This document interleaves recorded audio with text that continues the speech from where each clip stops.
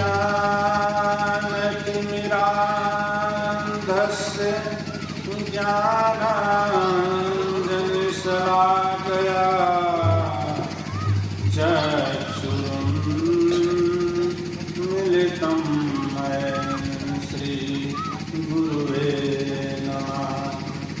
ध्यानमूलं गुरुमूर्ति पूजामूलं गुरुपदं मन्त्रमूलं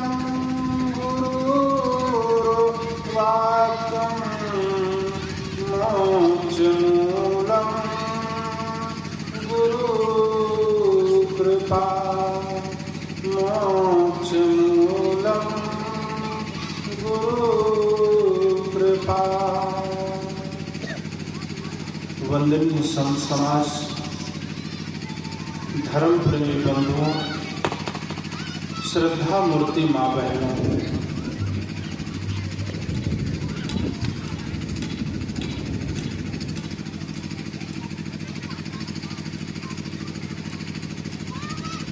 मनुष्य जात में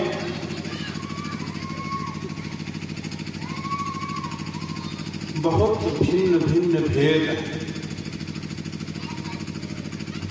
सदगुरु कबीर साहब कहते हैं, घाव काई पर घालो, जित देखो तित प्राण मारो। कितनी करुणामयी बात साहब जी कहते हैं, हृदय में छू जाता है। किसके लिए बात कहते हैं साहब जी? पूरी मानवतावादी बात को एक शब्द में पिरो देते हैं, घाव काय पर घालो। कितनी बड़ी बात। किसके दिल पे घाव किया जाए, किसके दिल पे चोट किया जाए। जित देखो तित प्राण साहब, हम सबके आत्मा को आज के 650 वर्ष पूर्व ये बात बोल के गए हैं, जो आज ही नहीं, ये मानव जाति, ये संसार जब तक रहेगा, कुल मिला के कहें जब तक सूरज चांद रहेगा, तब तक सदगुरु कबीर की वाणी इसी तरीके से जीती जाती हम सबके हृदय में, ऐसे ही जैसे आप सबके हृदय में जागती है, ऐसे ही जगती रहे और चरितार्थ होती रहे। ये शब्द हमारे जीवन में उतरना चाहिए। खाली लिखने और पढ़ने की बात नहीं, खाली इस मंच से बोल देने की बात नहीं। सदगुरु कबीर साहब ने जीवन जिया, जी करके हम सब लोगों को बताया। उनसे, उनके चरणों में हमारे मन की डोरी वहां बंधी हुई है और हमें वो ज्ञान प्राप्त हो रहा है, और उस ज्ञान को हम अपने जीवन में आचरण कितना करते हैं। मैं समझता हूं कि जितना मैं बोलता हूं, इससे ज्यादा आप लोग समझते हैं, उससे ज्यादा आप लोग समझते हैं। बात कोई बहुत बड़ी बड़ी नहीं है, छोटी छोटी बातें साथ में जीवन व्यवहारिक बातें पर बोलते हैं। घाव काय पर घालो, जित देखो तित प्राण हमारे। मनुष्य जाति की ही नहीं, पूरे जीवों की बात बोलते हैं। जीव दया आत्म पूजा, बहुत बड़ी बड़ी बातें, छोटी सी बात को बहुत बड़े को हम समझ सकते हैं। पूरे संसार में इस यहाँ पर जितने भी आत्माएं बैठी हैं, सब के अंदर में साहेब समाया हुआ, सबके अंदर साहेब की आत्मा बैठी हुई है। उसको हम कैसे, हम उस प्राणी को कैसे हम घाव कर सकते हैं, कैसे हम उसको विचारों से उसके मन को ठेस पहुंचा सकते हैं, क्योंकि हमने तो जिया है, उसकी आत्मा को हम समझा है। अगर हमने आपकी आत्मा को, आप मेरी आत्मा को अगर नहीं समझे, जीवन को समझ न पाएंगे। यही धर्म है, जीवन जीने की कला सिखाता है। सतगुरु कबीर साहब का रास्ता जो है, सतगुरु कबीर साहब का त्याग है, वैराग्य है, जीवन है, ज्ञान है, यही धर्म है। एक एक बात उनकी, एक एक वाणी धर्म बन जाता है, क्योंकि वहां से हमें जीवन जीने की कला सीखता है। वहां से हम जीवन जीने की बात अपने जीवन में, हृदय में उतारने का प्रयास करते हैं। जब तक ये मानव जीवन में चरितार्थ नहीं होगा, हमारे जीवन में चरितार्थ नहीं होगा, हम एक एक व्यक्ति से लेकर के वहां तक पहुंचेंगे जहां तक साहब बात कहना चाहते हैं। किस निरीह पशुओं को हम मार करके अपने पेट को कब्रिस्तान बनाते हैं। साहब कहते हैं ये असली जीवन नहीं है तुम्हारा, ये असली खान पान नहीं है तुम्हारा। असली खान पान तो अंकुर भटे सुमन, मांस भटे सुस्वान। अंकुरित जो जड़ पदार्थ है, जो अनाज है, अंकुरित अंकुर से पैदा हुए हैं, वो मानव जाति के लिए बना है। लेकिन हमारा जीवन अहंकार के बस हमने अपना खान पान बिगाड़ दिया। कहते हैं कि मनुष्य जीवन में ब्राह्मण को छोड़ करके पशु जानवरों में गाय को छोड़ करके, इस पे प्रतिबंध है। ब्राह्मणों को कुछ बोलो मत, गाय को मारो मत। लेकिन साहब जी कहते ना, जात न पूछो साधु, पूछ लीजिए ज्ञान। साधु के कपड़े से नहीं, सबके अंदर साधु है। जो साधना करे, गृहस्थ करे, विरक्त करे, साधु करे, कोई भी करे, सब साथ। अगर किसी से सब मानव जाति, हमें उनसे जाति पूछने की जरूरत नहीं। लेकिन यहां पर चर्चा क्या होता है कि अगर जो कोई गरीब जाति का आपके बगल में बैठ गया, ट्रेन में जा रहे हैं, किसी ने जाति पूछ लिया, आपने अगर जब अपनी जाति निम्न वर्ग में जहां पर है वहां पर आप अगर बता देते हैं, कोई ब्राह्मण बंधु बगल में बैठा है, कोई उच्च जाति का बगल में बैठा है, तो आपसे साइड कर लेता है। क्यों? साहब तो हमें ज्ञान नहीं बताते। साहब तो कहते हैं जीव दया आतंक हो जाएगा।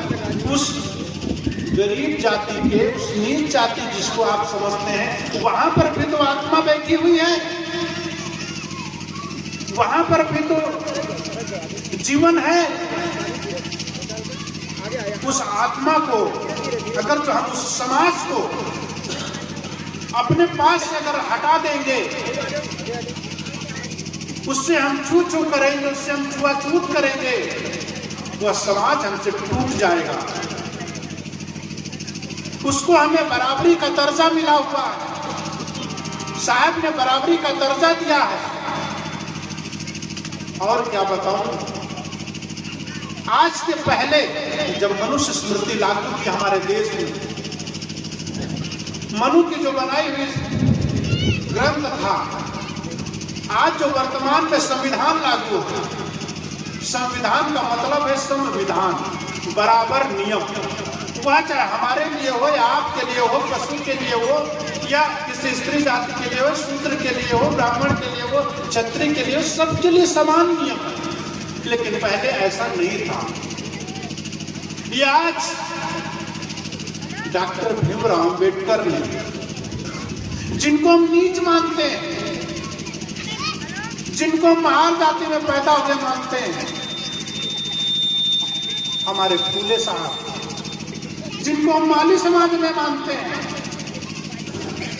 ये सब निम्न वर्गीय में आते हैं, शूद्र जाति में आते थे। सदगुरु कबीर साहब का ज्ञान आज चरितार्थ होता है। डॉक्टर भीमराव अंबेडकर ने मां के दूध से पिया था। उनकी मां कबीरपंथी थी, उनके पिता कबीरपंथी थे। सदगुरु कबीर साहब का जीवन उनके जीवन में समाहित था, उनके मन दिमाग में समाहित था। आज संविधान आज लागू हुआ, आज के 650 वर्ष पूर्व सदगुरु कबीर साहब का जो बीजक एक संविधान जैसा आज वो चरितार्थ होते दिख रहा है। सदगुरु कबीर साहब पहले छुआछूत जातिवाद के विरोध में लड़ते रहते थे। एक पंडितों की नगरी काशी जैसे में लोगों ने, राजाओं ने, पंडितों ने उन लोगों को 52 कसैयों के साथ कर दिया, लेकिन इनका बाल बाका न हुआ। इसलिए हमने जो जीवन जिया है, उस जीवन को हम सदगुरु कबीर साहब के जो बातों को अपने जीवन में चरितार्थ करने का प्रयास करें। बारिश हो रही है साहब, बहुत बारिश हो रही है। इसलिए चाहे स्त्री हो, चाहे पुरुष हो, चाहे नर हो या नारी हो, आज अगर जो नारियों को सम्मान न मिलता तो शायद जब मनुष्य स्मृति लागू थी तब हमारे देश की प्राइम मिनिस्टर इंदिरा गांधी प्रधानमंत्री न होती। ये संविधान की देन है, ये फूले साहब की देन है, ये डॉक्टर अंबेडकर की देन है, ये जितने संतों की देन है, ये सदगुरु कबीर साहब की देन है, जो उन्होंने इस ज्ञान को पिया और पी करके छुआछूत को और नारी को बराबर का दर्जा दिलाया। अगर तो शायद मनुष्य स्मृति लागू होती तो आप लोग यहाँ बैठ करके सत्संग न सुनते। वह चाहे ब्राह्मण की स्त्री होती, वैश्य होता, शूद्र होता, अति शूद्र होता, किसी भी धर्म और संप्रदाय का व्यक्ति नारी होती, लेकिन उसे सत्संग सुनने का, पुस्तक पढ़ने का अधिकार न था। कानों में तेल डाल दिया जाता, जबान काट दी जाती थी। ये सिर्फ केवल सदगुरु कबीर साहब की देन है। सदगुरु कबीर साहब ने आज के 600 वर्ष पूर्व जो बात अपने विजय में लिखा और जो उन्होंने जिया, जो हम सब लोगों को बताया, ये चीज को, इस बातों को, इस ज्ञान को डॉक्टर अंबेडकर ने अपने संविधान में पिरो दिया और आज हम सब उसी नियम और जीवन में जी रहे हैं। इसलिए कहते हैं घाव काहे पर घालो, चित्त देखो तो प्राण अपार। किसकी मेड़ खोदना है, किसका घर गिराना है, किसका जीवन नष्ट करना है, किससे हमने वैर विरोध करना है। हमें किसी से वैर विरोध नहीं करना, हमें जीवन जीना। हमारा जीवन सुखमय कैसे व्यतीत हो, हम सब पारिवारिक जीवन जिए। परिवार में जो हमारे सदस्य हैं उनको हम कैसे सही से रखें, सासू बहू में झगड़ा ना हो, देवर जेठानी में झगड़ा ना हो, ननद फौज में झगड़ा ना हो, ये ज्ञान सीखना। सत्संग का महत्व तो यही है। अगर जो घर में जा करके सत्संग सुनने के बाद में घर में जा करके बड़ों का आशीर्वाद नहीं दिया, बड़ों का सम्मान नहीं किया, सासू से लड़ाई किया, सासू से गाली गलौज किया, तो हमारा सत्संग में आना व्यर्थ है। सत्संग हमें जीवन जीना सिखाता, धर्म हमें जीवन जीना सिखाता, साहब हमें जीवन जीने की कला सिखाते हैं। और वो सत्संग में जीवन जीने की कला जब हमारे जीवन में आ गई, सासू से लड़ाई क्यों? सासू तो हमारी माँ है। उस माँ ने आपके पति को जन्म दिया, शायद वो माँ ने पति को जन्म ना देता तो आप बहू बन के घर ना आते। इसलिए सासू को तो धन्यवाद करना चाहिए, उसकी सेवा करनी चाहिए, ससुर की सेवा करनी चाहिए। और सासू और ससुर से भी मेरा निवेदन कि कम से कम दो बातें सम्मान पूर्वक बहू को बोल भी दिया, झूठी ही प्रशंसा कर दिया। गलत तरीके से अगर जो भोजन बन गया, नमक ज्यादा हो गया, मिर्च ज्यादा हो गया, रोटी जल गई है, भात गल गया, मत बोलो। जिसने बनाया है उसको भी तो खाना है। वो भी जब खाएगी, वो भी जब देखेगी, समझेगी कि आज किसी ने कुछ बोला नहीं है, लेकिन कल वो सुधार कर लेगी। इसलिए मुझे वृद्धों से कहना है, ये बूढ़े जब हो जाते हैं, जो हाथ पैर नहीं चलते हैं, जब आंख से दिखता नहीं है, जब कान से सुनता नहीं है, सारे इंद्रियां शिथिल हो जाती हैं, तो एक इंद्रिय तेज हो जाती है, जुबान। ये जुबान बहुत तेज चलती है। खाट पर बैठे हैं, कुछ बनता तो है नहीं, लेकिन ये जुबान अगर किसी बहू ने अच्छा भी काम कर रही है तो सासू की जबान चलेगी। लड़का अच्छा भी काम कर रहा है तब भी बाप का जबान चलेगा। और जब बाप की जबान चलेगी, सासू की जबान चलेगी, तो फिर बहुएं क्यों चुप रहेंगी? इसलिए आपका काम है, आप 60 वर्ष पूर्व कर लिए हैं, आपने अपने कमर की जो चाबी है बहू के हाथ में थमा दो। पिता से मुझे कहना कि आप बेटों के हाथों में खेती बाड़ी सौंप दो, मस्त करो, भजन करो। जवानी में हमने बहुत घर संभाला, बुढ़ापा में भजन करने का दिन आया। क्यों उस बेकार प्रपंच में फंसे पड़े? अपने जीवन को निकालो। कहते हैं कि जवान जोगी वैद्य रोगी सूर पीती गाव, किमिया जन भीख मांगे इन्हें जन को दिया। जवानी में जोग सब था, लेकिन कम से कम में जवानी में जोग नहीं आया, जवानी में वैराग्य नहीं आया। भंवर बुढ़े लोग जान गए थे। कम से कम जो सफेद बाल हुए आपको, उससे सचेत होना चाहिए कि धीरे धीरे हमारी बुद्धि भी प्रौढ़ होनी चाहिए, मजबूत होनी चाहिए, सहन शक्ति हमारे अंदर बढ़नी चाहिए, तब परिवार में सामंजस्य आएगा। एक दूसरे के प्रति समर्पित होना चाहिए। पति पत्नी के ऊपर समर्पित होना चाहिए, पत्नी पत्नी के ऊपर समर्पित होना चाहिए, सासू बहू के ऊपर समर्पित होना चाहिए, बहू सासू के ऊपर समर्पित होना चाहिए। तब हमारा परिवार स्वर्ग बनेगा। व्यर्थ में स्वर्ग की कल्पना में ऊपर जो करे जा रहे हैं, ऊपर में मरने के बाद में किसी में स्वर्ग मिला या नहीं मिला मुझे नहीं पता। शायद आप लोगों ने सुना होगा या देखा होगा, वो आप जाने, लेकिन मुझे स्वर्ग ऊपर में दिखाई नहीं देता। स्वर्ग आपके जीवन में दिखता है, आपके परिवार में दिखना चाहिए। सत्संग का फल तभी मिलेगा। अगर स्वर्ग आपका जीवन नहीं बना, आप अगर देवी देवता नहीं बने, तो जिन देवी देवता को पूजने जाते हैं मंदिर में, वो व्यर्थ पूजना। मंदिर की पूजा तभी सार्थक होगी, मंदिर की घंटी तभी सार्थक होगी जब कबीर साहब की बात जो अपने जीवन में उतारेंगे। तब जीव की पूजा करना, जीव को पर दया करना, आत्मा की पूजा करना, घाव काय पर डालो, किसकी हत्या करना। लेकिन हिंदुओं की पूजा भगवान की जाने, वहां पर जिसको हम कहते थे कि ब्राह्मण बहुत शुद्ध है, आज इतना मांसाहारी हो गया है कि काली पन्नी में लेकर के चलता है, शायद कोई देख न दे। जनेऊ बहुत बड़ा लटकाता है, लेकिन मांस जरूर खाता है, शराब जरूर पीता है। जिसको हम बड़े सम्मान से देखते थे, ब्राह्मण बंधु को, जिसके घर हम पानी पीने के लिए तरसते थे, आज उसका जीवन इतना परिवर्तन हो गया है कि हद से ज्यादा नरकगामी हो गया है।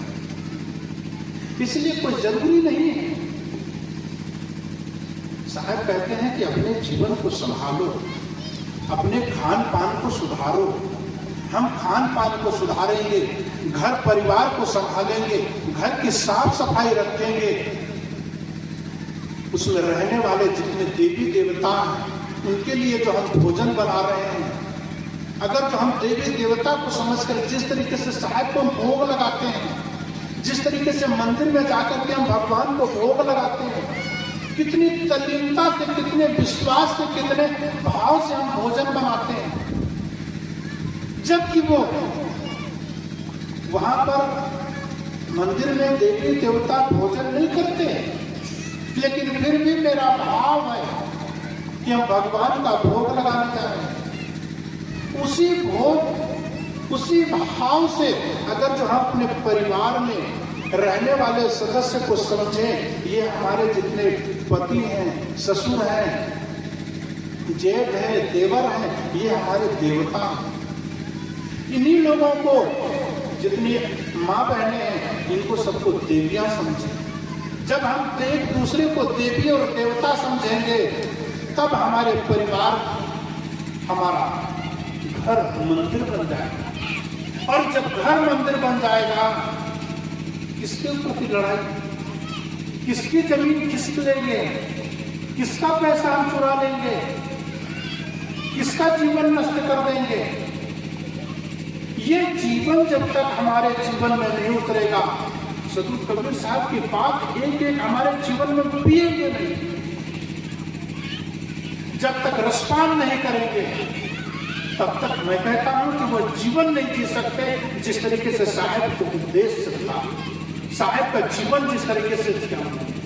हमें भी उस तरीके से जीवन जीने का प्रयास तो कम से कम करें। ना चले, ना चलने का हमारा काम है, कम से प्रयास तो करें। भजन नहीं गा पाते, भजन करने का प्रयास करें। भजन का मतलब क्या? बुराई से दूर रहना, बुराई से भागना, यही भजन। कम से कम सुबह शाम 24 घंटा आपके पास में, उसमें से कुछ समय निकाल करके बैठिए, अपने मन से पूछिए मैंने कौन सी गलती किया, मन से प्रश्न कीजिए। सुबह में बैठ करके साहब का ध्यान लगाइए, नाम भजिए। जितनी देर आप नाम बजते हैं, जितनी देर आप ध्यान में बैठते हैं, जितनी देर आप पाठ कर लेते हैं, जितनी देर आप संध्या पाठ कर लेते हैं, कम से कम उतनी ही देर हमारा मन शांत रहे। 24 घंटे में हम अपने समाज के लिए, अपने परिवार के लिए, अपने जीविका के लिए कमाते हैं, लेकिन अपने लिए क्या करते हैं? कब से कम सोचा, कब से कम विचार करें, अपने लिए क्या किया? हमने जो कमाया धन वो लड़के के लिए हो गया, पत्नी के लिए हो गया, बच्चों के लिए कमाया, खेती किया, साधु गुरु को वहां से दान दक्षिणा दिया, सब कुछ किया। कम से कम विचार करो अपने लिए क्या किया। आप गलत तरीके से कुछ भी कमा के लाते हैं, परिवार उसमें कोई भी आपका साथ न देगा। आप चोरी करके धन लाते हैं, किसी तरीके से आप कमाए, आप जाने। आपने परिवार के ठेकेदार, आपने परिवार बनाया, उनको पालना पड़ेगा, आपकी जिम्मेदारी। अगर किसी परिवार के सदस्य से पूछिए ये जो चोरी किया हुआ धन है, इसमें आप भागीदार होंगे?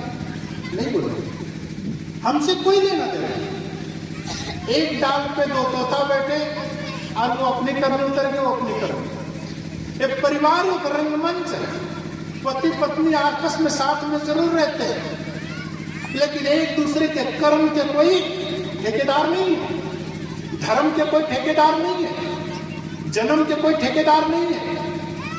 आपने जन्म जरूर दे दिया, आपने उनका लालन पालन जरूर किया, लेकिन बाप शराबी निकल गया, माँ भक्तिवान निकल गई, भजन कर रही है, तो माँ स्वर्ग चली जाएगी, बाप नरक चला जाएगा। साथ में दोनों रहते हैं, पति पत्नी साथ में रहते हैं, लेकिन दोनों का रास्ते अलग अलग हैं। भक्ति करती है और वो दारू शराब पीता, मांस खाता, अंडा खाता, गांजा सिगरेट अफीम सब कुछ सारे उसके पास दुर्गुण है। तो क्या पत्नी की भक्ति उसको ले जाएगी स्वर्ग में? अगर तो उसका कहना मानेगा तो स्वर्ग में जा सकता है। इसलिए पति पत्नी एक दूसरे के समवेत है, एक दूसरे का गाड़ी है। जिस तरीके से गाड़ी के दो चक्के, अगर एक चक्का टूट जाता है तो एक चक्के से गाड़ी नहीं चलती। वो गृहस्थी के लिए कहा गया है, लेकिन मन सुधार के लिए नहीं है। पति का मन अलग है, पत्नी का मन अलग है। अपना अपना भजन करने का दायित्व अपने हाथ में, अपने जीवन को संभालने का दायित्व, परिवार संभालने का दोनों का संबंध है। आपने दोनों लोगों ने मिलकर बच्चे पैदा किए, आपने दोनों मिलकर के शादी की, दोनों लोग मिलकर के अपने जीवन नहीं जिया, परिवार में जिया। इसलिए परिवार आपने बनाया, परिवार को संभालने का दायित्व तो आपका है।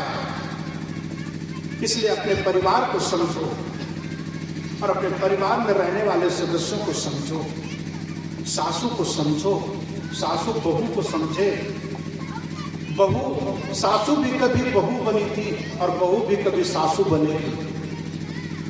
ज्यादा अत्याचार मत डालो, आपका भी नंबर आएगा, आप भी सासू बनेंगे, आप भी बहू बनेंगे। इसलिए जीवन को जितना अच्छा मस्ती से जियो। घूंघट के पट खोल रहे तो को क्यों मिलेगा? साहब कहते हैं कि अविद्या और अहंकार का घूंघट को हटा दो और अपने सही जीवन को समझो। अंतरात्मा की तरफ झांक करके देखो, आत्मा में लौट आना ही सत्संग है।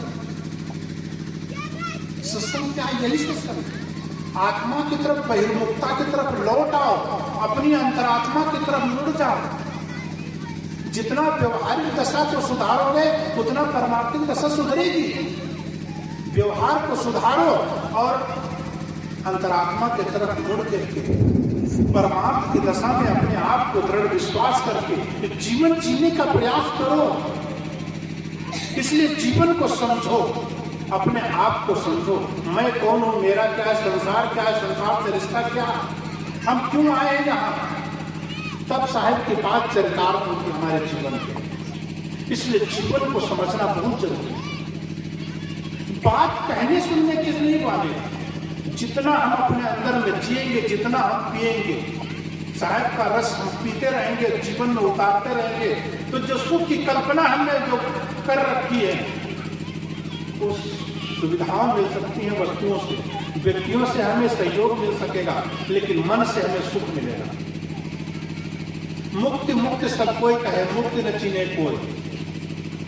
कबीर पंथ में मुक्ति की बहुत चर्चा, मुक्ति पर बहुत बड़ा काम होता है, लेकिन शायद कहते हैं कि छोटी सी काम, छोटा सा काम, कुछ नहीं। मुक्ति से सरल रास्ता कोई है ही नहीं। शायद कहते हैं कि मुक्ति मुक्ति सब कोई कहे, मुक्ति न चीने कोई। अपने से जो प्रथा कहता है कि मुक्ति। अब मैं और मेरा संसार समझना पड़ेगा।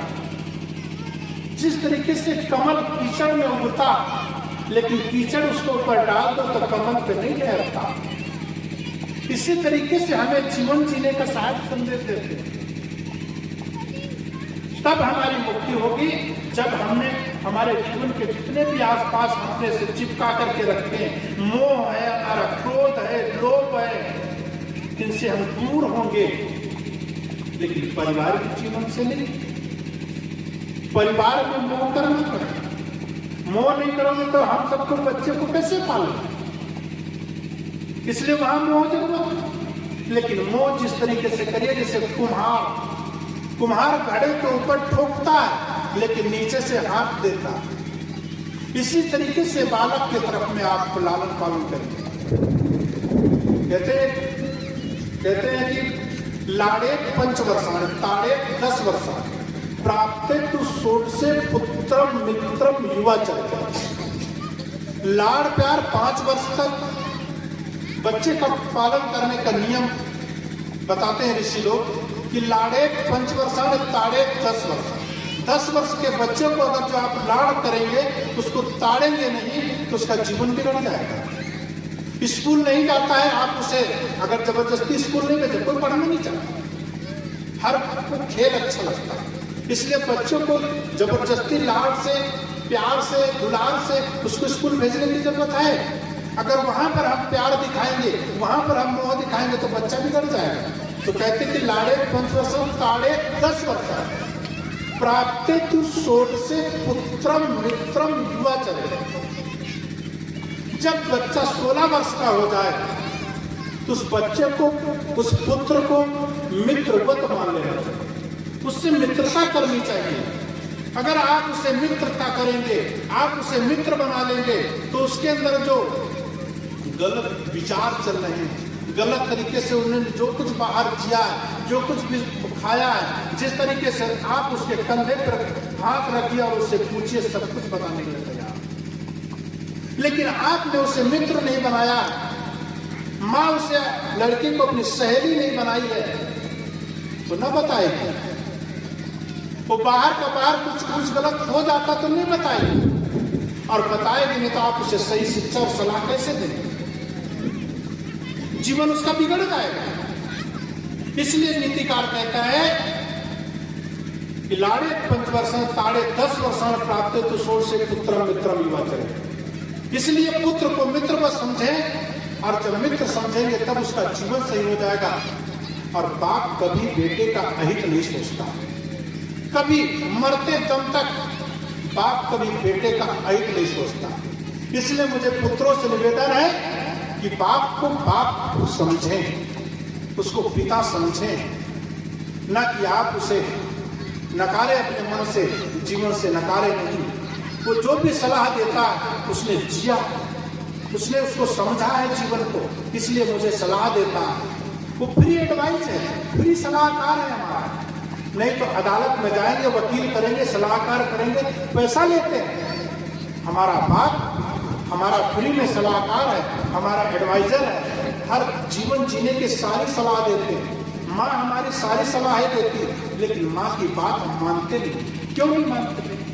क्योंकि हम बहुत बड़े ज्ञानी हैं। माँ अनपढ़, पिता को पढ़ते नहीं आता। हम बहुत अच्छे पढ़ लिख गए, किसने पढ़ना सिखाया? किसने लिखना सिखाया? किसने उंगली पकड़ के चलना किसने सिखाया? हमारे माँ बाप ने सिखाया। अब हम उन्हीं को गलत ठहराते हैं, तो ऐसे जीवन जीने से हमारा जीवन सुधरेगा नहीं। सदगुरु कबीर साहब की बात वहां पर चर्चा तो नहीं होती, इसलिए सदगुरु कबीर साहब की बात उनके सामने काल हो या दूत हो, किसी भी प्रकार का उनके सामने आ जाता, सब झुकते। राजा महाराजा, मंत्री तंत्री संतरी सब झुकते, क्योंकि उनके अंदर में ज्ञान की भावना थी। ज्ञान का जो अंदर जो प्रकांड था उनके अंदर, जो लहकता हुआ धधकता हुआ जो उनके अंदर ज्ञान था, वो सबको परास्त कर देता। बड़े बड़े लोग उनके सामने आए, धुरंधर लोग, सब धराशायी हो गए। राजा तानाशाही शासन उनके सामने आया, 52 कसनियां दी गई। आप बताइए कि जंजीर में व्यक्ति को बांध करके तालाब में अगर फेंकवा दिया जाए, कैसे कहा जाएगा? इतनी सारी कसनियां होने के बावजूद भी साहब का शरीर स्वस्थ मस्त ज्ञान में, वैराग्य में जीवन जीते रहे। सामंतवादी उन पर कोई भी गजब नहीं ढा पाए, उनके जीवन को नष्ट न कर पाए, और 119 वर्ष से अधिक उन्होंने जीवन जिया और समाज को, हम लोगों को रास्ता दिखाते रहे। और आज हम प्रचार करते हैं कबीर साहब का। मैं कहता हूं कि जितना प्रचार सदगुरु कबीर साहब के जीवन काल में हो गया था, उतना तो हम लोग, बहुत लोग उतना नहीं कर पा रहे। एक चरवाहा भी सदगुरु कबीर साहब के दोहे बोलता था। सदगुरु कबीर साहब वाराणसी में रहते थे, बनारस में रहते थे। दुनिया में सारे के जितने चरवाहे थे सब कबीर साहब के दोहे बोलते थे। कौन सा व्यक्ति नहीं जो कबीर साहब का दोहा नहीं आता? कबीर साहब की साखियां किसको नहीं आती? कौन सा ऐसा प्रवक्ता है जो कबीर साहब की बात ना कहे और उसका प्रवचन पूरा हो जाए। आज के युग में भी बिना सदगुरु कबीर साहब की बात लिए कथा नहीं करती। तो उस वक्त जब सदगुरु कबीर साहब का इतना प्रचार नहीं था, लेकिन सदगुरु कबीर साहब का वाणियों में इतनी ताकत थी, कितना उनके अंदर ज्ञान था और बात करने का एक तरीका था, और पिरोने का जो साखियों के अंदर जो पिरोया कबीर तो काल के अंदर जो अंदर में था वो ज्ञान, वो जो बाहर निकला। कवि बोलता है सदगुरु कबीर साहब कवि थे, त्यागी बोलता है सदगुरु कबीर साहब कवि थे, महापुरुष बोलते महापुरुष थे, ज्ञानी बोलता ज्ञानी थे। अर्थात सदगुरु कबीर साहब का पांव हाथी था। हाथी जैसे पांव में जितने भी जानवरों के पैर हैं सब समा जाते हैं। सदगुरु कबीर साहब का ज्ञान, जितने भी ज्ञान है सब के सब वहां पर धराशायी हो जाते हैं। एक चुटकी में कबीर साहब उड़ा देते हैं। हिंदुओं को उड़ाया, मुसलमानों को उड़ाया, सबको उड़ा करके खत्म कर दिया। और सदगुरु कबीर साहब का ज्ञान आज भी जितना सार्थक था 650 वर्ष पूर्व, आज भी उतना सार्थक है और आगे भी उतना सार्थक रहेगा। और हम जिएंगे तब अपने जीवन में जीने का प्रयास करें और जीते जी अपने जीवन को स्वर्ग में समझें और स्वर्ग बनाने का, घर का स्वर्ग बनाए, तो वही चरितार्थ होगी। जीव मत मारो बापुरा, सबका एक एक प्राण, हत्या कबो न छूटे जो सुनो कोटि पुरा। इसलिए जीव दया करो जीव पे और आत्मा की पूजा करो, और जीव दया आत्मा पूजा कर हम चरितार्थ करेंगे, तभी हमारा जीवन शांत होगा, तभी हम जीवन को सही तरीके से जिएंगे। बोले सदगुरु कबीर साहब की जय।